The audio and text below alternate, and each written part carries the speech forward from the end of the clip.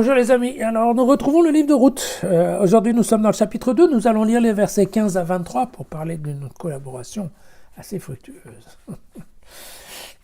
Et je vous rappelle que Ruth, dans le dernier épisode, avait même déjeuné avec Boz et avec les serviteurs de Boz, et que, eh bien, à la fin du déjeuner, elle se remet à travailler tout simplement. Puis elle se leva pour glaner, alors Boz donna cet ordre à ses domestiques: même parmi les javelles, elle glanera, vous ne lui ferez pas d'affront, pour sûr. Vous tirerez même pour elle des épis hors des brassées, vous les abandonnerez, elle les glanera, et vous ne lui ferez pas de reproche. Elle glana donc dans le champ jusqu'au soir. Puis elle battit ce qu'elle avait glané. Il y eut à peu près 40 litres d'orge. Elle l'emporta et rentra en ville.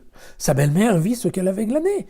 Ce qui lui était resté une fois rassasié, elle le sortit et le lui donna. Alors sa belle-mère lui dit: mais où as-tu glané aujourd'hui? Où as-tu travaillé? Béni soit celui qui t'a reconnu. Et alors, Ruth raconta à sa belle-mère chez qui elle avait travaillé. L'homme chez qui j'ai travaillé aujourd'hui s'appelle Boz. Alors Noémie dit à sa belle-fille: béni soit-il du Seigneur, celui qui n'abandonne sa fidélité ni envers les vivants ni envers les morts. Puis Noémie lui dit: cet homme nous est proche, il est un de nos racheteurs. Ruth la Moabite lui dit: mais il m'a dit aussi que tu t'attacheras à mes domestiques jusqu'à ce qu'ils aient achevé toute ma moisson. Alors Noémie dit à Ruth, sa belle-fille: c'est bien, ma fille, que tu sortes avec ces domestiques et qu'on ne te rudoie pas dans un autre champ. Et donc Ruth s'attacha aux domestiques de Boz pour glaner jusqu'à l'achèvement de la moisson de l'orge, puis de la moisson du blé. Et elle demeurait le soir avec sa belle-mère. Bien voilà, donc on comprend que voilà, Noémie se rend compte qu'en fait sa belle-fille glane les champs de Boz, est-ce que son cousin, son familier, on ne sait pas trop. D'accord. Mais c'est un notable qui a du bien et qui pourrait apparaître, alors ici on nous dit racheteur, mais bon, on verra bientôt exactement la notion du rachat. Mais en tout cas, c'est ce qu'on appelle dans la tradition juive le Goël. Et le Goël, c'est en fait la personne de la famille qui a les moyens et qui est placée en fait pour aider les membres de la famille qui sont dans le besoin. Alors à la fois ça peut être en effet en rachetant quelque chose, un terrain, ou la liberté ou quelque chose, mais ça peut être aussi tout simplement en tirant de sa poche pour aider les personnes dans le besoin. Voilà. Et c'est un rôle qui s'organise en fonction d'une part des moyens, mais aussi de la proximité en termes d'arbre généalogique. Et donc, en effet, donc Noémie annonce à Boz qu'elle a bien choisi, puisqu'effectivement, donc le propriétaire Boz est en plus un familier, et un familier qui va éventuellement pouvoir les sortir de la misère. Voilà.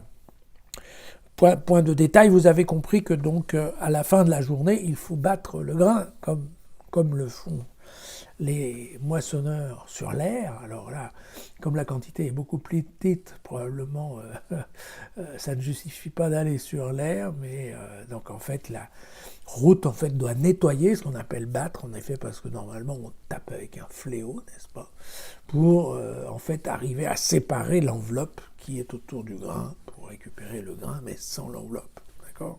Et donc en fait, c'est ce qui permet de garder l'orge dont on se sert ensuite pour la nourriture.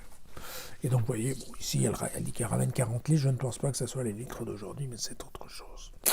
Donc, de toute façon, très clairement, on a compris que, par ce biais-là d'ailleurs, une fois de plus, sans qu'elle demande cette fois-ci, mais typiquement Noémie donne son assentiment, sa bénédiction, on va dire, à ce travail de sa belle-fille.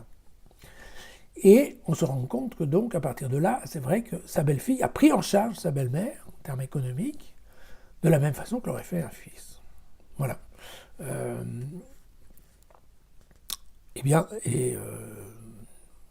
Bon, je ne pense pas qu'il y ait beaucoup plus de choses à dire sur l'épisode d'aujourd'hui, qui est court, mais l'important, c'est de bien comprendre qu'en effet, il y a une stabilité qui vient de s'organiser. Vous voyez, il n'y a pas longtemps qu'elles sont arrivées, Elles venaient d'une situation dans la plaine de Moab qui était désespérée. Elles arrivent ici automatiquement. En fait, la loi en vigueur permet que ces personnes retrouvent en fait une certaine stabilité socio-économique, puisque vous voyez bien qu'au niveau social, la route est maintenant intégrée, inclue dans les activités de base, on va dire.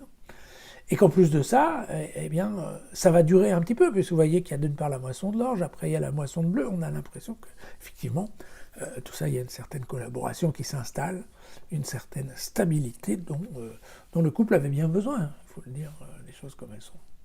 Voilà, grâce à la loi. À demain.